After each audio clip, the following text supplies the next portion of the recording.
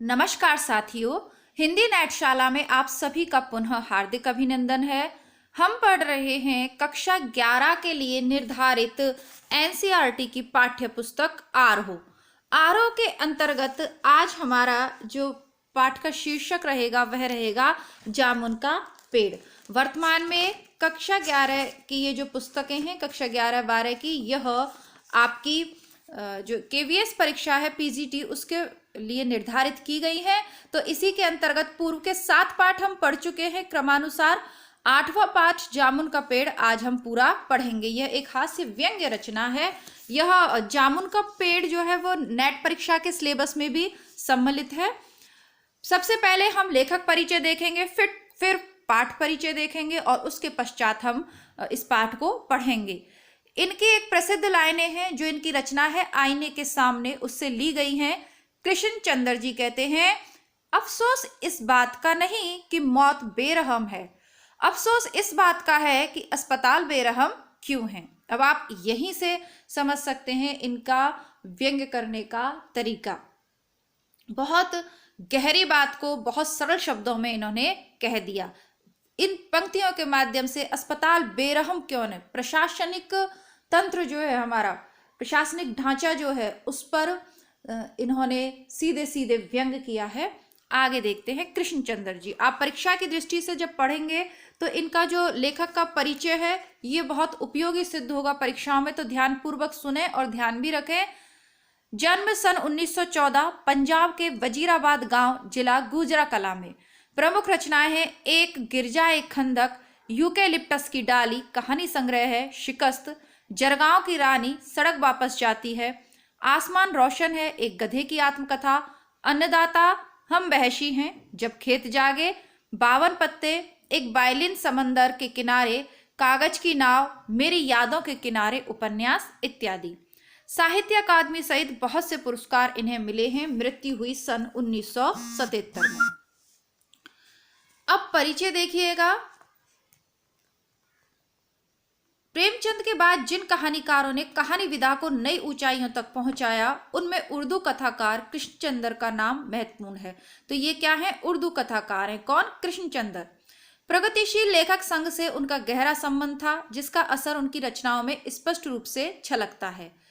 कृष्णचंद्र ऐसे गिने चुने लेखकों में आते हैं जिन्होंने बाद में चलकर लेखन को ही रोजी रोटी का सहारा बनाया। कृष्णचंद्र की प्राथमिक शिक्षा पूंछ, जम्मू एवं कश्मीर में हुई। उच्च शिक्षा के लिए वे सन 1930 में लाहौर आ गए और फॉरमैन क्रिश्चियन कॉलेज में प्रवेश लिया।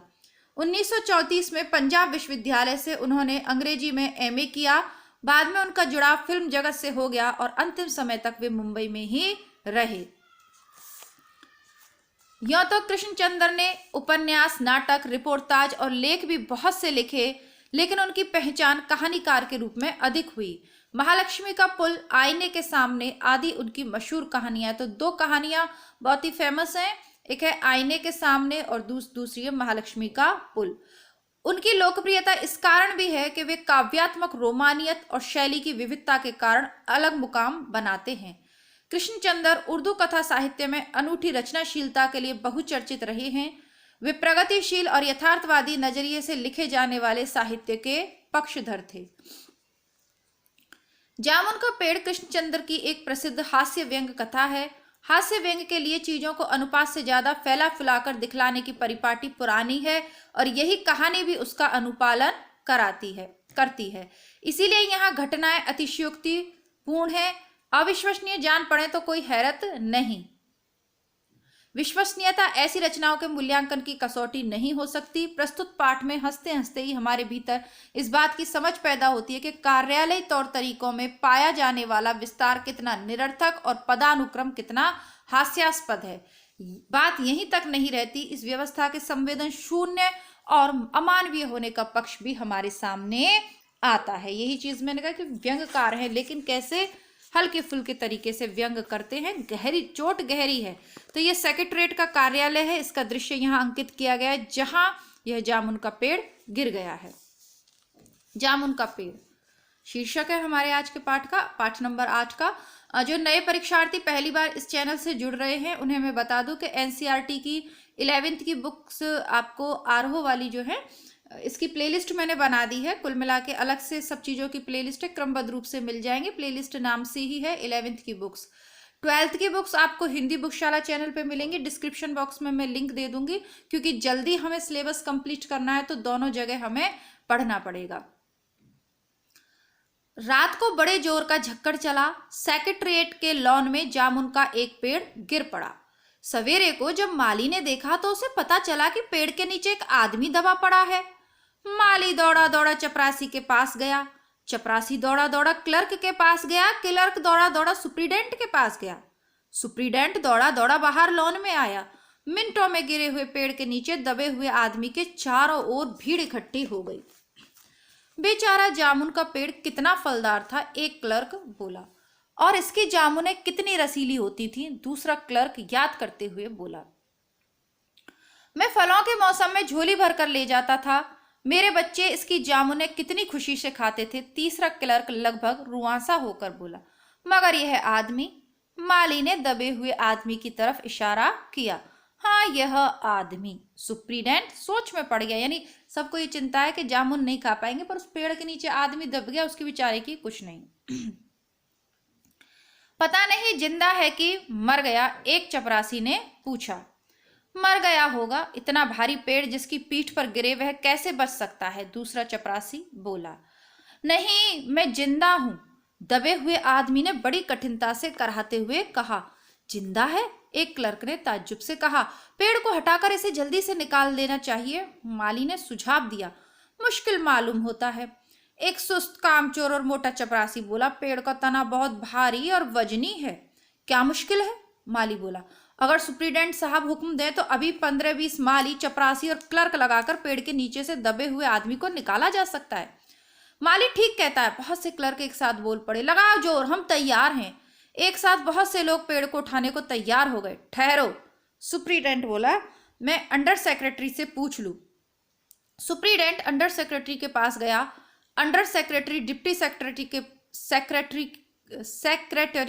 के पास गया, डिप्टी सेक्रेटरी ज्वाइंट सेक्रेटरी के पास गया, ज्वाइंट सेक्रेटरी चीफ सेक्रेटरी के पास गया, चीफ सेक्रेटरी मिनिस्टर के पास गया, मिनिस्टर ने चीफ सेक्रेटरी से कुछ कहा, चीफ सेक्रेटरी ने ज्वाइंट सेक्रेटरी से कुछ कहा, ज्वाइंट सेक्रेटरी ने डिप्टी सेक्रेटरी से कहा, डिप्टी सेक्रेटरी ने अंडर सेक्रेटरी से कहा। फाइल चलती रही, इसी में आधा दिन बीत गया। दोपहर के खाने पर दबे हुए आदमी के चारों ओर बहुत भीड़ हो गई थी। लोग तरह तरह की बातें कर रहे थे। कुछ मनचले क्लर्कों ने समस्या को खुद ही सुलझाना चाहा। वे हुकूमत के फैसले का इंतजार किए बिना पेड़ को अपने आप हटा देने का निश्चय कर रहे थे। इतने में सुप्रीडेंट फाइल लिए भागा भागा आया और बोला, हम लोग खुद इस पेड़ को नहीं हटा सकते। हम लोग व्यापार विभाग से संबंधित हैं और यह पेड़ की समस्या है जो कृषि विभाग के अधीन है।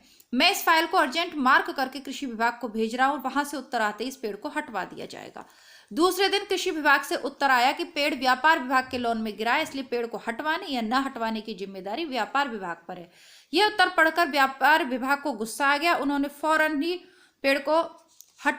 फौरन ही लिखा कि पेड़ों को हटवाने या न हटवाने की जिम्मेदारी कृषि विभाग पर लागू होती है, व्यापार विभाग का इससे कोई संबंध नहीं।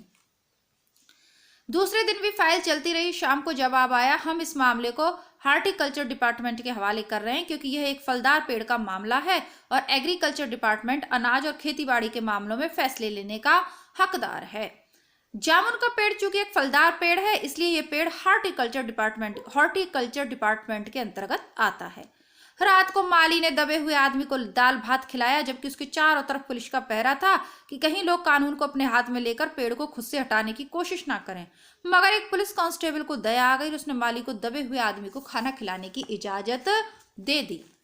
माली ने दबे हुए आदमी से कहा, तुम्हारी फाइल चल रही है, उम्मीद है कल फैसला हो जाए। दबा हुआ आदमी कुछ नहीं बोला। माली ने पेड़ के तने को ध्यान से देखकर कहा, अच्छा हुआ कि तना तुम्हारे कूल्हे पर गिरा, अगर कमर पर गिरता तो रीढ़ की हड्डी टूट जाती। दबा हुआ आदमी फिर भी कुछ नहीं बोला। मध्यम वर्गीय जो आदमी है ना, वो अब यहाँ पे तो पेड़ का एक तरीके से प्रतीक लिया है। अब मध्यम वर्गीय आदमी है ना, वो काफी दबा हुआ है। उसकी फाइलें, उसके काम, उसके जो फैसले हैं, चाहे वो न्याय के फैसले हो या कोई प्रशासनिक कार्य है या कोई भूल सुधार का, आप बस एप्लीकेशन लगा दो और उसके बाद उस ऑफिस के आप चक्कर ही लगाते रहो। है ना। तो ये जिम्मेदारियों से दबा हुआ मध्यम वर्गीय आदमी है, जिसपे मुसीबत का पेड़ एक तरीके से कहते हैं ना, पहाड़ टूट गया मुसीबत का। तो ये सोच लीजिए इसकी जीवन में आई हुई मुसीबत है। क्या बोलेगा? माली ने फिर कहा, तुम्हारा यहाँ कोई वारिस है तो मुझे उसका अता पता बताओ, मैं उन्हें खबर देने की कोशिश करूंगा। मैं लावारिस हूं, दबे हुए आदमी ने बड़ी मुश्किल से कहा। गरीब आदमी हमेशा लावारिस ही रहता है बेचारा। माली खेद प्रकट करता हुआ वहां से हट गया। तीसरे दिन हॉर्टिकल्चर डिपार्टमेंट से जवाब आ गया। बड़ा कड़ा जवाब था और व्यंग्यपूर्ण। हॉर्टिकल्चर डिपार्टमेंट का सेक्रेटरी साहित्य प्रेमी आदमी जान पड़ता था। उसने लिखा था, आश्चर्य है, इस समय जब हम पेड़ लगाओ स्कीम ऊंचे स्तर पर चला रहे हैं, हमारे देश में ऐसे सरकारी अफसर मौजूद हैं जो पेड़ों को काटने का सुझाव देते हैं, और वह भी एक फलदार पेड़ को, और वह भी जामुन के पेड़ को, जिसके फल जनता बड़े चाव से खाती है। हमारा विभाग किसी हालत में इस फलदार वृक्ष को काटने की इजाजत नहीं दे सकता। अब क्या किया जाए? इस पर एक मंचले ने कहा, अगर पेड़ काटा नहीं जा सकता तो इस आदमी को ही काट कर निकाल लिया जाए। यह देखिए, उस आदमी ने इशारे में बताया, अगर इस आदमी को ठीक बीच में से यानी धड़ से काटा जाए तो आधा आदमी इधर से निकल जाएगा, आधा आदमी उधर से बाहर आ जाएगा और पेड़ वहीं का वहीं रहेगा। मगर इस तरह तो मैं मर जाऊंगा, दबे हुए आदमी ने आपत्ति प्रकट करते हुए कहा। यह भी ठीक कहता है, एक क्लर्क बोला। तो ये अतिशयोक्तिपूर्ण वर्णन है, लेकिन कटाक्ष का जो भाव है उसे समझने का आप प्रयास करिएगा।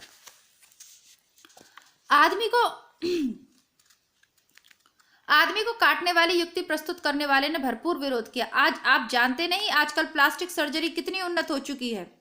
मैं तो समझता हूं अगर इस आदमी को बीच में से काटकर निकाल लिया जाए तो प्लास्टिक सर्जरी से धड़ के स्थान से इस आदमी को फिर से जोड़ा जा सकता है। इस बार फाइल को मेडिकल डिपार्टमेंट भेज दिया गया। मेडिकल डिपार्टमेंट ने फौरन एक्शन लिया। जिस दिन फाइल उनके विभाग में पहुंची, उसके दूसरे ही दिन अपने विभाग का सबसे योग्य प्लास्टिक सर्जन छानबीन के लिए भेज दिया।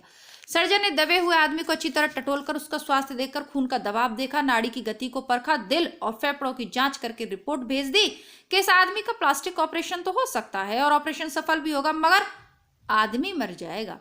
इसलिए यह फैसला भी रद्द कर दिया गया। अब सफल ऑपरेशन का क्या मतलब है जब आदमी मर जाएगा? थोड़ा मैं जल्दी इसलिए पढ़ रही हूँ क्योंकि पाठ लंबा है और एक वीडियो में हो जाए तो ज्यादा सही है। रात को माली ने दबे हुए आदमी के मुंह में खिचड़ी डालते हुए उसे बताया कि अब मामला ऊपर चला गया। सुना है कल सेक्रेटरीट के सारे सेक्रेटरियों की मीटिंग होगी, उसमें तुम्हारा केस रखा जाएगा। उम्मीद है सब काम ठीक से हो जाएगा। दबा हुआ आदमी एक आह भर के धीरे से बोला, ये तो माना कि तगाफुल ना करोगे, लेकिन खाक हो जाएंगे हम तुमको खबर होने तक। क्या कहता है? ये तो माना कि तगाफुल ना करोगे, लेकिन खाक हो जाएंगे हम तुमको खबर होने तक। माली ने अचंबे से मुंह में उंगली दबा ली और चकित भाव से बोला, क्या शायर हो? दबे हुए आदमी ने धीरे से सिर हिला दिया। दूसरे दिन माली ने चपरासी को बताया। चपरासी ने क्लर्क को, क्लर्क ने हेड क्लर्क को। थोड़ी ही देर में सेक्रेटरीट में यह अफवाह फैल गई कि दबा हुआ आदमी शायर है। बस फिर क्या था, लोगों का झुंड शायर को देखने के लिए उमड़ पड़ा।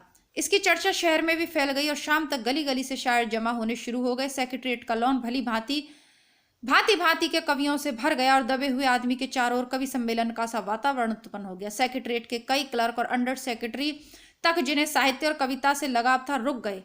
कुछ शायर दबे हुए आदमी को अपनी कविता और दोहे सुनाने लगे। कई क्लर्क उसको अपनी कविता पर आलोचना करने को मजबूर करने लगे। जब यह पता चला कि दबा हुआ आदमी एक कवि है तो सेक्रेटरीट की सब कमेटी ने फैसला लिया, चूंकि दबा हुआ आदमी एक कवि है इसीलिए इस फाइल का संबंध ना एग्रीकल्चर डिपार्टमेंट से, ना हॉर्टिकल्चर डिपार्टमेंट से, बल्कि सिर्फ कल्चरल डिपार्टमेंट से है। कल्चरल डिपार्टमेंट से अनुरोध किया गया कि जल्द से जल्द मामले का फैसला कर अभागे कवि को इस फलदार पेड़ से छुटकारा दिलाया जाए। फाइल कल्चरल डिपार्टमेंट के अनेक विभागों से गुजरती हुई साहित्य अकादमी के सेक्रेटरी के पास पहुंची। बेचारा सेक्रेटरी उस समय अपनी गाड़ी में सवार होकर सेक्रेटरीट पहुंचा और दबे हुए आदमी से इंटरव्यू ले लगा। तुम कवि हो? जी हाँ। किस उपनाम से शोभित हो? ओस। ओस? सेक्रेटरी जोर से चीखा, क्या तुम वही ओस हो जिसका गद्य संग्रह ओस के फूल अभी हाल ही में प्रकाशित हुआ है? कवि ने दबे हुए हुंकार में सिर हिलाया। क्या तुम हमारी अकादमी के मेंबर हो? सेक्रेटरी ने पूछा। तो कवि ने कहा, नहीं।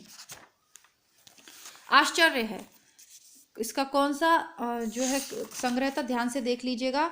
इसका संग्रह था ओस के फूल और इसका उपनाम क्या है? ओस। आश्चर्य है, सेक्रेटरी जोर से चीखा, इतना बड़ा कवि, ओस के फूल का लेखक, हमारी अकादमी का मेंबर नहीं? उफ, कैसी भूल हो गई हमसे। कितना बड़ा कवि और कैसी अंधेरी गुमनामी में दबा पड़ा है। गुमनामी में नहीं, एक पेड़ के नीचे दबा हूं, कृपया मुझे इस पेड़ के नीचे से निकालिए, अभी बंदोबस्त करता हूं। सेक्रेटरी फौरन बोला और फौरन उसे अपने विभाग में रिपोर्ट दी। दूसरे दिन सेक्रेटरी भागा भागा कवि के पास आया और बोला, मुबारक हो, मिठाई खिलाओ, हमारी सरकारी साहित्य अकादमी ने तुम्हें अपना केंद्रीय शाखा का मेंबर चुन लिया, यह लो चुनाव पत्र, मगर मुझे इस पेड़ के नीचे से तो निकालो, दबे हुए आदमी ने करहा कर कहा। उसकी सांस बड़ी मुश्किल से चल रही थी और आंखों से मालूम होता था कि वह घोर पीड़ा और दुख में है। यह हम नहीं कर सकते, सेक्रेटरी ने कहा, और जो हम कर सकते थे वह हमने कर दिया है। बल्कि हम तो यहाँ तक कर सकते हैं, अगर तुम मर जाओ तो तुम्हारी बीवी को वजीफा दे सकते हैं, अगर तुम दस्तखत कर दो तो हम वह भी कर सकते हैं। मतलब कि आदमी को की रोजी रोटी, उसकी जान की कोई कीमत नहीं, उसके मरने के बाद तो वजीफा देंगे, लेकिन जीते जी कुछ ना मिलेगा। विधवा पेंशन मिलती है ना, वैसा ही है। मैं अभी जीवित हूं, कभी रुक रुक कर बोला, मुझे जिंदा रखो, मुसीबत यह है। सरकारी साहित्य अकादमी का सेक्रेटरी हाथ मिलते हुए बोला, हमारा विभाग सिर्फ कल्चर से संबंधित है, पेड़ काटने का मामला कलम दबाज से नहीं, आरी कुल्हाड़ी से संबंधित है। उसके लिए हमने फॉरेस्ट डिपार्टमेंट को लिख दिया और अर्जेंट लिखा है। शाम को माली ने आकर दबे हुए आदमी को बताया, कल फॉरेस्ट डिपार्टमेंट के आदमी आकर इस पेड़ को काट देंगे और तुम्हारी जान बच जाएगी। माली बहुत खुश था, दबे हुए आदमी का स्वास्थ्य जवाब दे रहा था, मगर वह किसी न किसी तरह अपने जीवन के लिए लड़े जा रहा था। कल सवेरे तक किसी न किसी तरह उसे जीवित रहना है। अब आपने भारतेंदु हरिश्चंद्र का नाटक पढ़ा होगा, अंधेर नगरी, टके शेर भाजी टके शेर खाजा, चौपट नगरी, अंधेरी नगरी चौपट राजा। कुछ ऐसा ही वहां पे प्रसंग है ना, कि वो उसको कह रहा है, वो उसको कह रहा है, वो उसको कह रहा है, लौट फिर के फिर अंत में उसका कुछ फैसला नहीं हो पाता है ना। तो वही वैसा ही अंधेर नगरी हमारे वर्तमान में प्रशासन तंत्र में भी फैली हुई है। दूसरे दिन जब फॉरेस्ट डिपार्टमेंट के आदमी आरी कुल्हाड़ी लेकर पहुंचे, उनको पेड़ काटने से रोक दिया गया। मालूम हुआ कि विदेश विभाग से हुक्म आया कि इस पेड़ को न काटा जाए। कारण यह था कि इस पेड़ को 10 साल पहले पिटोनिया राज्य के प्रधानमंत्री ने सेक्रेटरीट के लॉन में लगाया था। अब पेड़ काटा गया तो ये इस बात का काफी अंदेशा था कि पिटोनिया सरकार से हमारे संबंध सदा के लिए बिगड़ जाएंगे। मगर एक आदमी की जान का सवाल है, एक क्लर्क चिल्लाया, और दूसरी ओर 2 राज्य के संबंधों का सवाल है। दूसरे क्लर्क ने पहले को समझाया, और यह भी तो समझो, पिटोनिया सरकार हमारे राज्य को कितनी सहायता देती है, क्या हम उनकी मित्रता के खातिर एक आदमी के जीवन का भी बलिदान नहीं कर सकते? कवि को मर जाना चाहिए, निसंदेह। अंडर सेक्रेटरी ने सुप्रिंटेंडेंट को बताया, आज सवेरे प्रधानमंत्री दौरे से वापस आ गए। आज 4 बजे विदेश विभाग इस पेड़ की फाइल उनके सामने पेश करेगा, वो जो फैसला देंगे वही सबको स्वीकार होगा। शाम के 5 बजे स्वयं सुप्रिंटेंडेंट कवि की फाइल लेकर उसके पास आया। सुनते हो? आते ही वह खुशी से फाइल को हिलाते हुए चिल्लाया, प्रधानमंत्री ने इस पेड़ को काटने का हुक्म दे दिया। इस घटना की सारी अंतर्राष्ट्रीय जिम्मेदारी अपने सिर ले ली है। कल यह पेड़ काट दिया जाएगा और तुम इस संकट से छुटकारा हासिल कर लोगे। सुनते हो? आज तुम्हारी फाइल पूर्ण हो गई। फाइल पूर्ण हो गई या पता नहीं जीवन पूर्ण हो गया। मगर कवि का हाथ ठंडा था, आंखों की पुतलियां निर्जीव और चींटियों की एक लंबी पात उसके मुंह में जा रही थी। उसके जीवन की भी फाइल पूर्ण हो चुकी थी। और कहीं ना कहीं पाठक वर्ग को गहरी स्तब्धता में छोड़ देता है। क्या पेड़ इतना महत्वपूर्ण हो सकता है? इतने विभागों के चक्कर लगाने के बाद भी फैसला ना हुआ और अंत में आदमी इस दुनिया से चला गया। थोड़ा जल्दी मैंने इसको आपको पढ़ के सुनाया, कारण यह है कि देखी जाए चैनल पे तो हम इसे पहले भी पढ़ चुके हैं, और बात को समझने का मूल यह है कि आप जब पूरा पाठ पढ़ लें तो आपको समझ में आनी चाहिए। आशा करती हूँ कि समझ में आएगी। दूसरा यह भी एक प्रेशर हम लोगों के ऊपर है कि जल्दी से इन किताबों को पूरा कर लें। फर्स्ट पेपर की तैयारी आप अपने अनुसार करते रहिए, और हिंदी के इन लेसन्स को आपको परीक्षा से पूर्व पढ़ा दूँ मैं, ऐसा मेरा प्रयास है। प्रतिदिन आपका इसका एक वीडियो इस पर भी आता रहेगा, और बुकशाला पर भी हम इसे करेंगे। तो मिलती हूँ आपसे कल अगले पाठ के साथ। तब तक के लिए नमस्कार, धन्यवाद, जय हिंद।